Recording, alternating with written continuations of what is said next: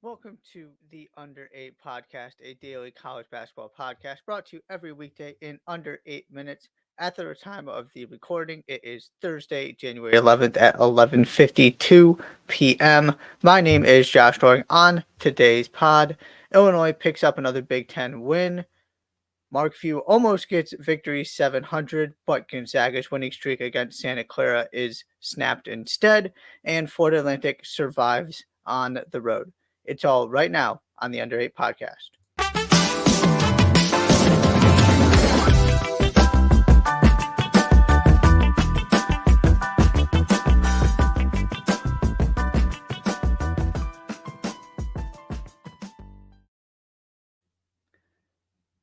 The big game of the evening in terms of matchup, Illinois 71, Michigan State 68. It was not necessarily the Marcus Domask show, as it so often is. It seems like when we end up talking about Illinois, Ty Rogers 5 of 5 for 12 points in the first half as the Illini take the lead. He, Domask, and Coleman Hawkins all end with 15. Justin Harmon, Quincy Guerrier add another 10 apiece. Ultimately, this game was won at the free throw line. Michigan State was 5 of 7. Illinois was 18 of 22. Everything else was fairly equal. It was a back and forth game. Michigan State was just never able to make that sort of secondary run. They would get back close, get within 3, get within 2, but they never were able to take that 3-point lead. And ultimately, it's Illinois who makes the plays down the stretch. This is an Illinois team that still has only lost at Purdue without Terrence Shannon Jr. This was not necessarily the best demonstration in terms of Ty Rogers was really good, but nobody was out there going for 25, 30 points like you've seen occasionally. It was much more balanced. But I keep saying this, and I continue to believe it more and more. The net loss of Terrence Shannon Jr. relative to Terrence Shannon Jr., the player, is just not that big because you have the capability of so many other guys who can step up. And this game, it was really Ty Rogers. This team is still probably the second best in the Big Ten. Nobody else is really pushing them outside of Purdue right now. And they hold home court here, hold serve, keep their strong Big Ten start, their strong start to Big Ten play alive. For Michigan State, AJ Hoggard took 19 shots to get 16 points. Michigan State got 4 points off the bench. Xavier Booker didn't play. And I'm just to the point where I'm wondering, when is he and Cohen Carr going to get a real chance? Because this is not working. It's one thing if you believe the best version of your team doesn't have those guys playing big roles because everybody else is playing so well. We've mentioned this multiple times beforehand, and I should also very quickly mention Josh Mullenix unable to join because of work responsibilities this evening. But we've talked about this time and time again. Last year's team was not that good. You needed something to elevate that team.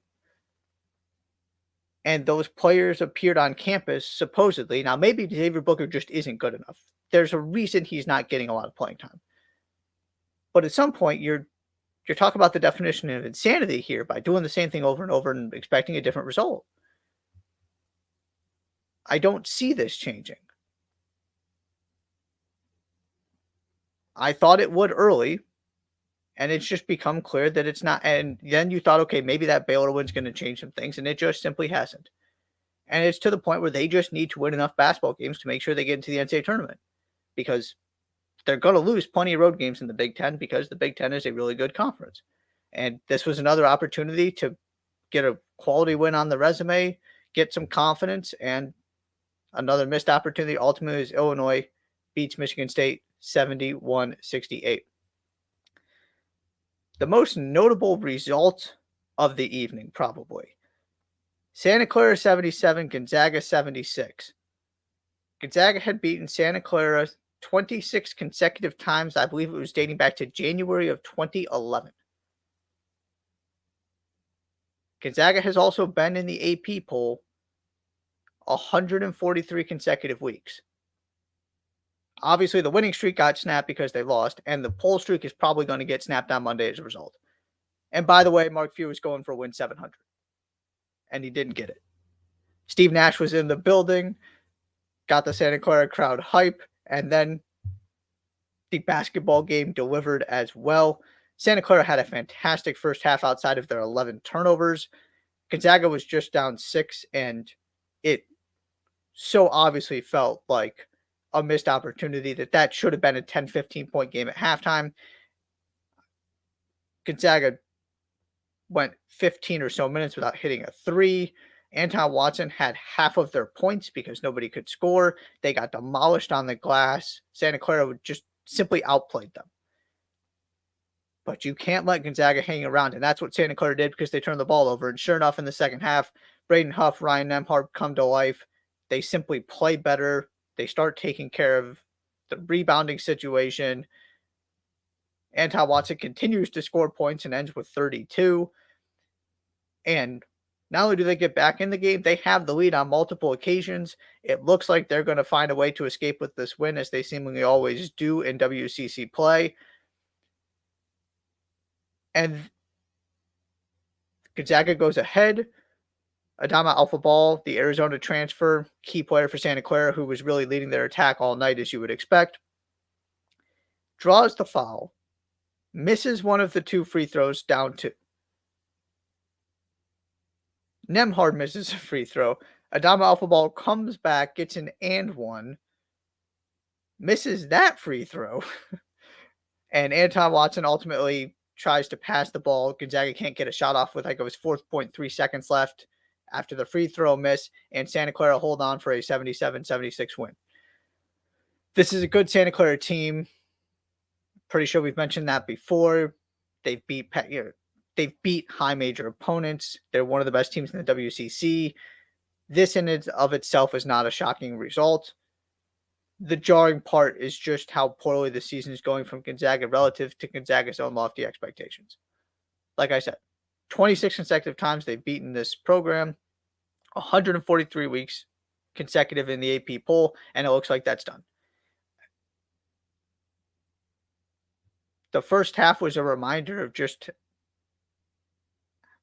how reliant this team is on players who just aren't at the level that you expect Gonzaga players to be.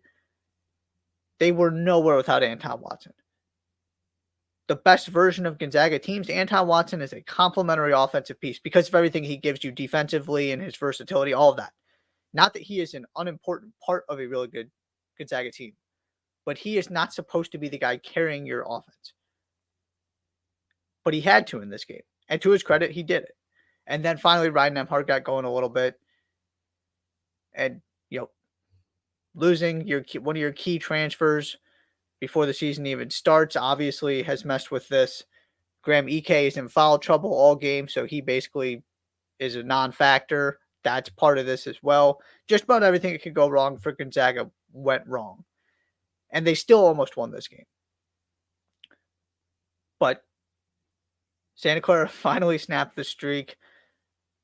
Going to send Gonzaga to the unknown world of the unranked, it looks like, on Monday. So congratulations to Herb Sendick and his team. Really good performance. They're going to keep themselves in this at-large conversation and in the WCC. Can they continue to build on this, win the games they're supposed to, and build themselves a really good resume? Because they've got some quality wins, including this one. So we'll see where that goes. Keep your eye on this WCC race, though. Nobody has been as impressive as expected, and so it looked for a while like Gonzaga was just better than everybody else, which may end up still being the case. But Gonzaga is going to have to work with this, and this is not a Gonzaga team on the same level as years past, obviously. And no matter what, they always find a way to win these games in the WCC, and they did not find a way to win this one. Finally, another game that was nail-biter down to the wire, very, very entertaining. Florida Atlantic 85, Tulane 84. Elijah Martin gets fouled behind the 3-point line with FAU down 1. He hits 2 of 3. Had to have a little bit of suspense in there to get the win. Jalen Forbes, who had 28 points on 10 of 20 shooting and was phenomenal, was the one who fouled Elijah Martin. He had played from about the 11.5-minute mark on with 4 fouls and had avoided picking up the 5th. Ron Hunter said, got to keep him on the floor. It was the right call because he just kept making big plays and kept getting buckets and didn't pick up that foul until the very, very end. But ultimately, FAU makes that one final play to escape. They just can't put games away right now, it seems like, for the most part. And that was the story here. They had the lead most of the way. And Tulane just kept hanging around, made a couple plays, and all of a sudden Tulane's got a real chance to win this game, has the lead, and then to FAU's credit, they come back, make the play to get the win. This is a Tulane team that is one of the better teams in the AAC. Very good offense. Poor defensively so far this season based on KenPom metrics, but a talented offensive team that can score with FAU. They're also a team that's outside the top 100 in KenPom and the net rankings. They were talking on the broadcast that Dusty May was kind of saying that his team has acknowledged they have a hard time getting up for games.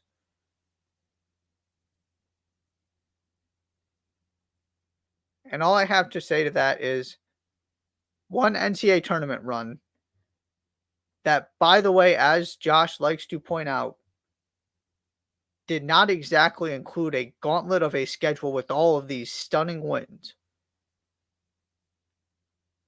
does not give you the right to be bored during the regular season. Oh, by the way, in a season, you're playing in a new conference. You have not played it yet. It's not like they ran the table last season heading into the NCAA tournament. And I'm a big believer in this FAU team because they generally were very consistent last season. And I feel like I have been justified in that. What they did against Arizona, the way that they've shown up in the big games. This team is one of the 15 or so most talented teams in the country. This team can get back to the Final Four. This team is also playing like a team that has no interest in the regular season, which is incredibly disappointing to me because, one, it's a great opportunity for the AAC if they could have really gotten this thing going with Memphis instead of both teams struggling to start conference play. And also, let's see you do it at the highest level for a full season. Let's see you back up all the hype because they're not right now. And it's not because they're not good enough. It's because they're not showing up every night. That is a controllable thing because you've seen what they can do when they're at their best. And that is going to, as long as they get into the NCAA tournament, that is going to be the selling point. Is they can do it. And that's what they've been waiting for all season. But you got to show the AAC more respect than this. It's too good of a conference. And I know it doesn't have the same firepower without Houston in there. And you just saw what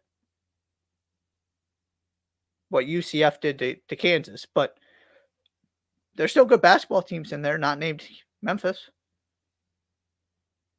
And so FAU ultimately survive another shaky performance, though.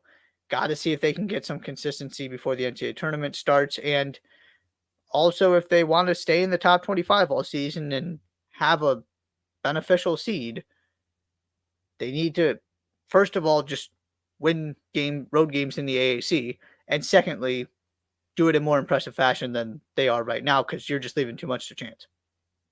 Two other things real quickly before I get out of here. My goodness, UCLA. 46-point loss to Utah. Almost the worst in program history. There really isn't much more to say other than that. It's a disaster. And just when you think things can't get worse for the Pac-12, USC announces Isaiah Collier is out 4 to 6 weeks. the other team that things have not gone well for this season in that conference. So gonna miss a large portion of conference play, pretty much the rest of the regular, final couple weeks of the regular season. It looks like is when he's going to be back sometime in there. Is it going to make that much of an impact for USC? Probably not, because this team just hasn't been that good with him anyway. The big development here, though, outside of not getting to watch him very much in college, because he's going to be a top probably 5 pick, at least a top 10 pick in the NBA draft, is playing time opens up at the guard spot. Bronny James is there. This is an opportunity. We're going to see exactly how much of this playing time actually goes to Bronny James, but people who want to see him get an extended run, more opportunities, unfortunate circumstances in the way it's happening, but this theoretically opens the door for that. So check and kind of see how Andy Enfield and USC are going to handle this.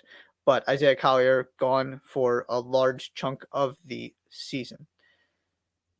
That is the Under 8 podcast for Thursday, January 12th, recorded at 12:08 a.m. on Thursday, January 11th, recorded at 12:08 a.m. on Friday, January 12th.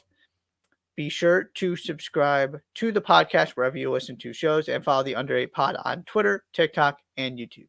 Thanks so much for being here, and we will see you next time.